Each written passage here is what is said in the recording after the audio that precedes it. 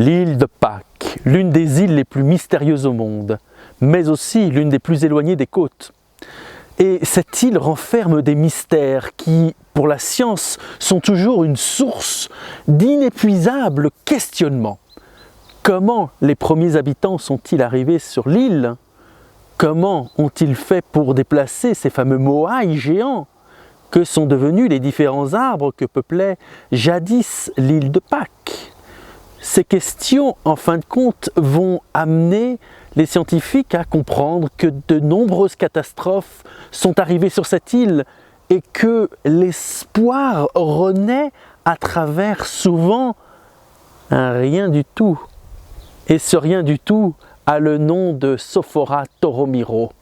Nous allons voir dans cette vidéo comment l'espoir d'un peuple, l'espoir d'une île, l'espoir des dieux vivants perchés au-dessus de cette île a pu être sauvé par une simple récolte de gousses.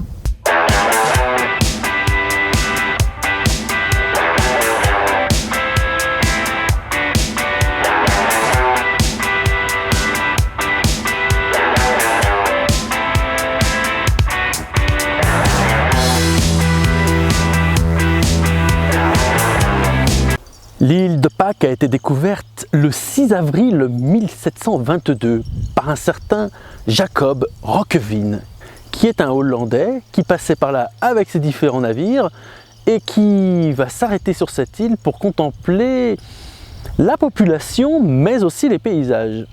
Il va constater que l'île est particulièrement rase, notamment au niveau de sa végétation. Il n'y a aucun arbre et les arbustes qui restent sont assez peu nombreux et dispersés à travers le paysage. Mais évidemment, ce qui va le frapper le plus, ce sont les moaïs, ces gigantesques statues que l'on connaît tous, qui sont directement réparties tout autour de l'île et dont ils sont constitués de basalte, pierre volcanique, puisque l'île de Pâques a émergé de l'océan grâce à 3 volcans. James Cook, le célèbre navigateur anglais, va lui faire un court séjour sur l'île de Pâques du 13 au 17 mars 1774 et le moins qu'on puisse dire, c'est qu'il considère véritablement cette île comme étant peu hospitalière. Écoutons donc ce qu'il a à nous dire. Aucune nation ne combattra jamais pour l'honneur d'avoir exploré l'île de Pâques. Il n'y a pas d'autre île dans la mer qui n'offre moins de rafraîchissement et de commodité pour la navigation que celle-ci. Les navigateurs vont juste constater que l'état de l'île est des plus déplorables et ça se ressent non pas seulement sur la végétation mais aussi sur la population. Nous sommes en fin de compte face à une île qui a une luxuriance énorme et qui avait en fin de compte un patrimoine botanique extrêmement varié. N'oublions pas que nous sommes sur une île. Les îles ont tendance à développer des animaux et des végétaux insulaires, donc ayant des caractères morphologiques différents de ceux éloignés sur le continent. Et quoi de mieux que cette île perdue dans le Pacifique pour comprendre que nous avions une flore totalement indigène que l'on ne retrouve nulle part ailleurs. C'est l'étude récente des pollens qui vont nous démontrer que cette île qui au départ avait une végétation luxuriante va petit à petit disparaître pour ne laisser place qu'à de l'herbe tondue et une désolation totale au niveau du paysage.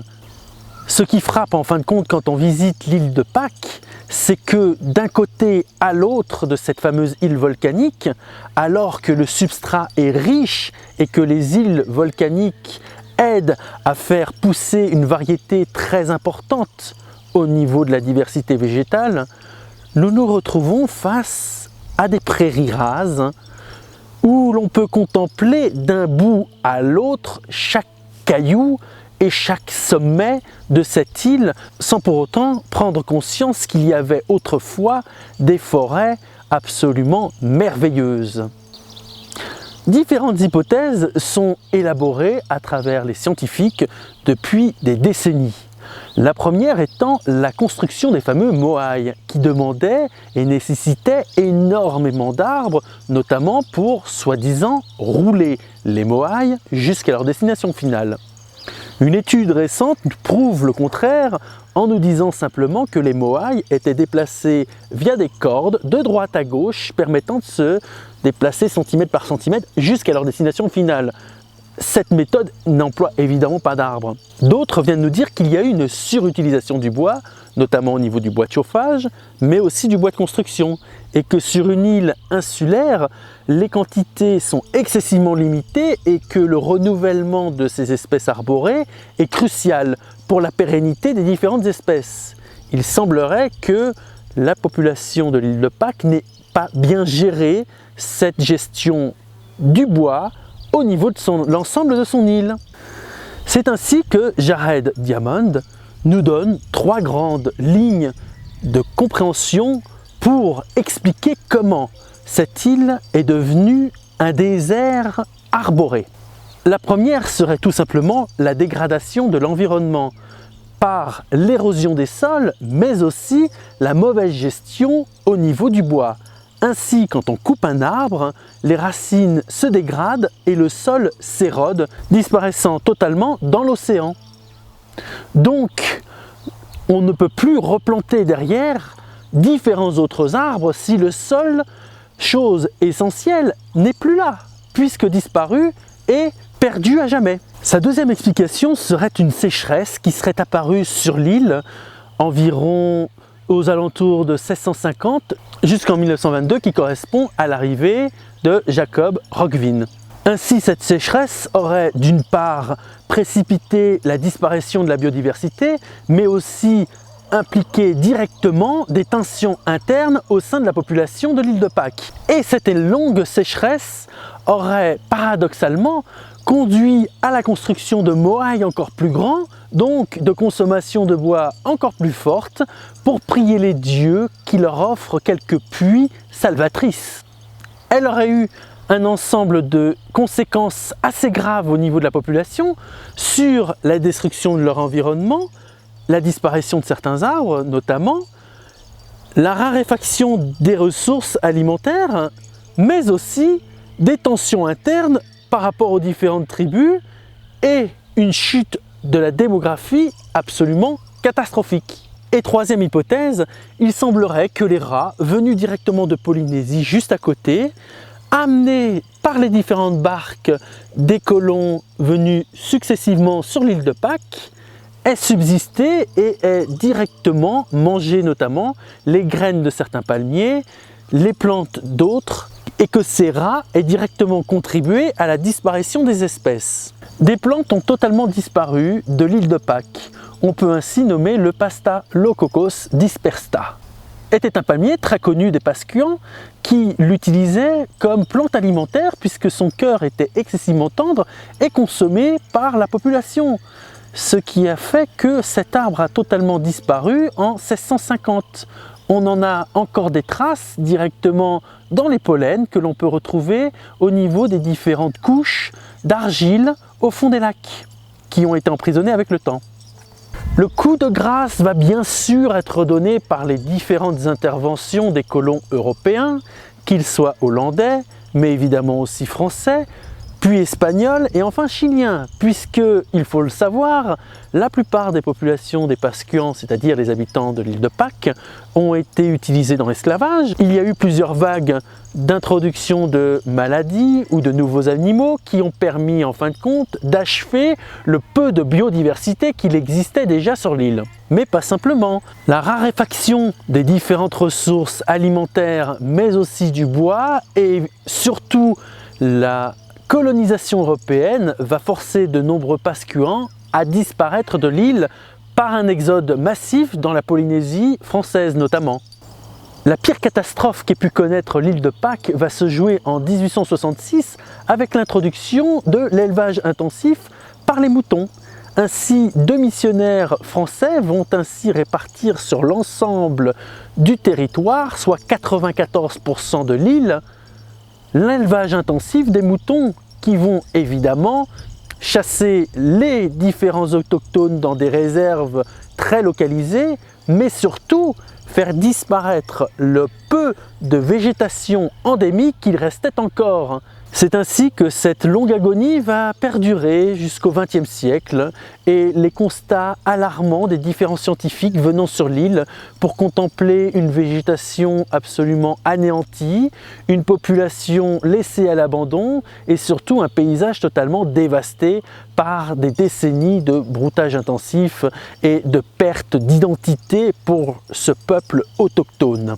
Ainsi, on a un premier état des lieux entre 1934 et 1935 par deux archéologues, l'un belge, monsieur Henri Lavacherie, et l'autre suisse, Alfred Métro, qui vont en fin de compte constater que malgré les décennies, voire les siècles de biodiversité malmenée, il reste des traces absolument uniques d'un seul arbre restant encore en vie, un fameux Sophora toromiro. Dernier vestige de ce qui existait au niveau de la flore locale et qui avait déjà été décrite par le botaniste James Cook comme étant un mimosa. Écoutons ce qu'ils ont à nous dire par rapport à cette plante. Le toromiro est haut comme un homme, ses feuilles de sensitive, ses grappes de fleurs jaunes, ses cosses pendantes, pleines de graines, blanches et rondes, rappellent l'acacia qui est son parent. Son tronc, gros comme un bras, est tordu, il donne une impression de force rude, on dirait qu'il est musclé. Nous le photographions, nous lui coupons une branche, nous recueillons de ses graines. Verrons-nous fleurir un toromiro dans une serre d'Europe? On peut le constater directement, ces deux scientifiques ont prélevé d'après leur rapport des graines de Sophora toromiro. Malheureusement, on n'en a plus aucune trace et l'on ne sait absolument pas ce que ont pu devenir ces différentes graines. En 1953, Efrain Wolowski est chargé directement par le Chili de récupérer des graines de Sophora toromiro.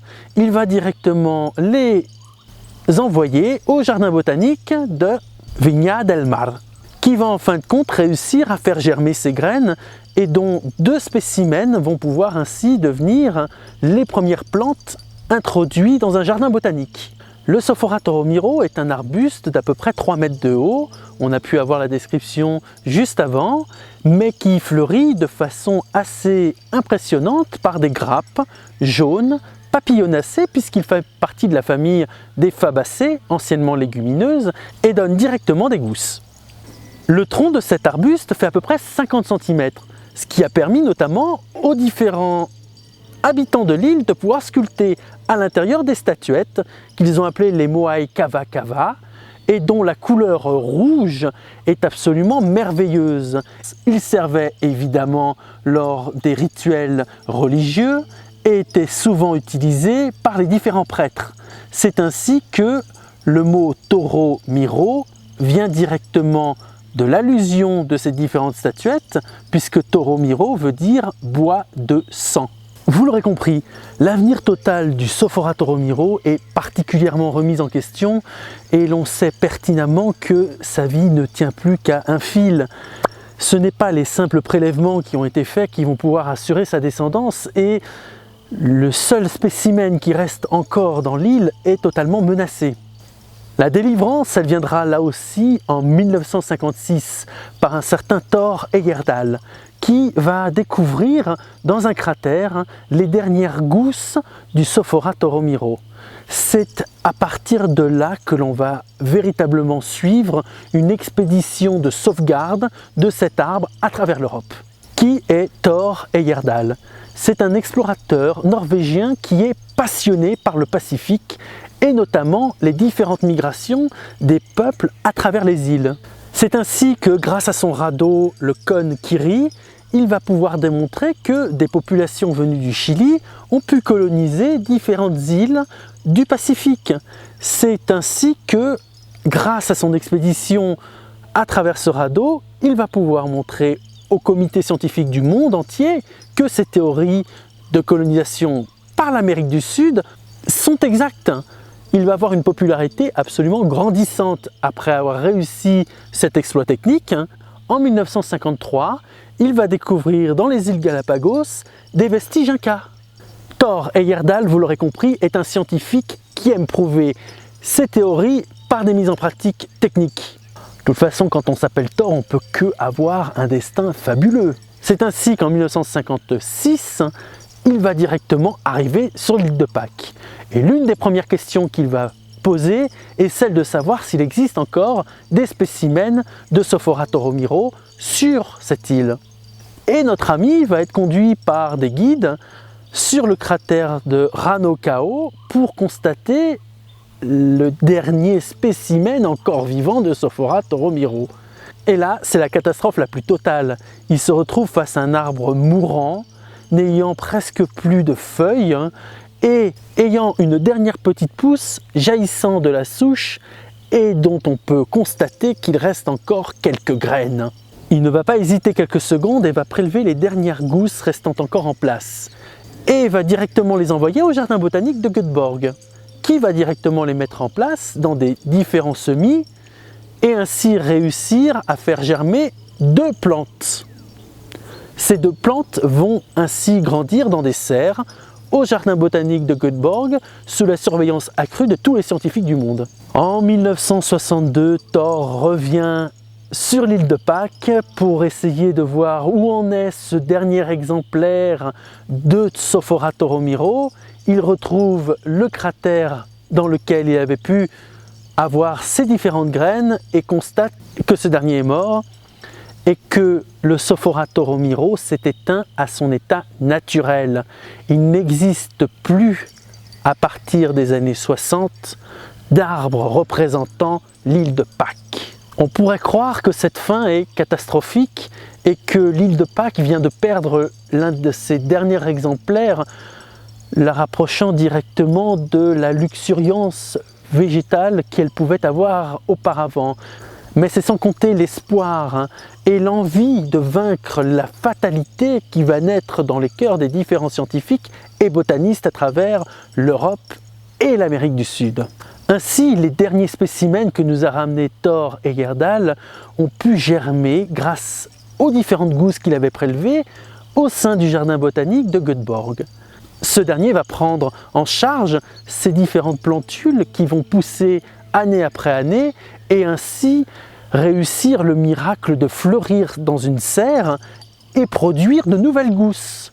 Et de ces nouvelles gousses va être directement liée la destinée de ce Sophora. Le jardin botanique de Göteborg, soucieux de préserver l'espèce, va aussi envoyer des graines dans d'autres jardins botaniques, comme par exemple le jardin botanique de Bonn en Allemagne, mais aussi celui de Kew Gardens en Angleterre, qui là encore vont directement faire germer l'ensemble de ces petits plantules et ainsi réussir à avoir de nouveaux spécimens de Sophora toromiro. Mais jusque-là, aucun Sophora toromiro ne poussait directement dans de la terre, à l'air libre, sous un climat qui lui paraissait clément. Et les différentes plantes que l'on pouvait voir de Sophora toromiro n'étaient uniquement réservées qu'aux serres dans des conditions très particulières, ne donnant pas en fin de compte à cette plante son amplitude botanique naturelle.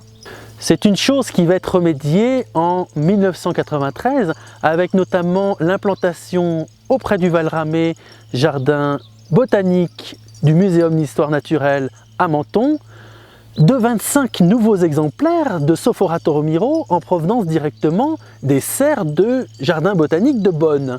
Chose exceptionnelle, ces différents Sophoras vont fleurir l'année d'après auprès du jardin botanique de Menton. Réintroduire ces différents Sophora toromiro dans leur milieu naturel qu'est l'île de Pâques reste un challenge pour les différents botanistes et scientifiques du monde entier.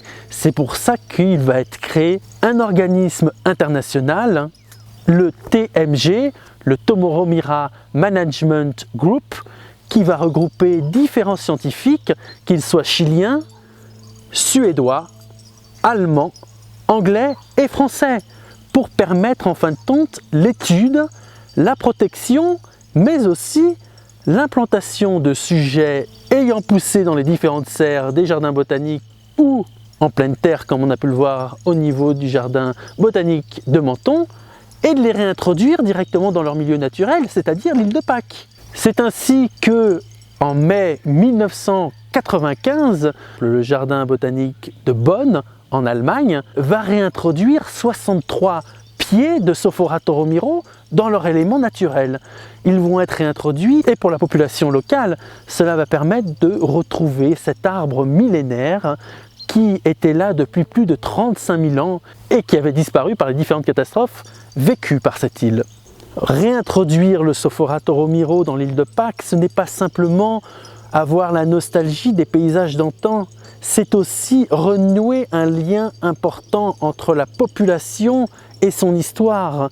Le Sophora Toromiro n'est pas simplement qu'un seul arbre ou qu'un arbuste que l'on employait autrefois. C'est aussi une fierté, celle tout simplement d'un peuple qui, à travers cet arbre, reconnaît directement ses origines, reconnaît directement l'amour qu'il a pu avoir avec l'histoire toute tumultueuse de son île. Et que l'espoir a été mince et que l'espoir a été difficile à trouver, il aura suffi d'une gousse, d'une simple et toute petite gousse pour sauver de la disparition une espèce. Et à travers cette espèce, toute la fierté d'un peuple, tout l'emblème de cette île, cette simple gousse aura servi à l'humanité à nous garder à travers l'espoir des scientifiques et de la population une plante représentative de son île. Si vous aussi vous vous sentez concerné par la sauvegarde du Toromiro, n'hésitez pas à me laisser un petit pouce vert, à vous abonner directement à ma chaîne et à manger du mouton tous les soirs. Toi, tu vas finir au frigo.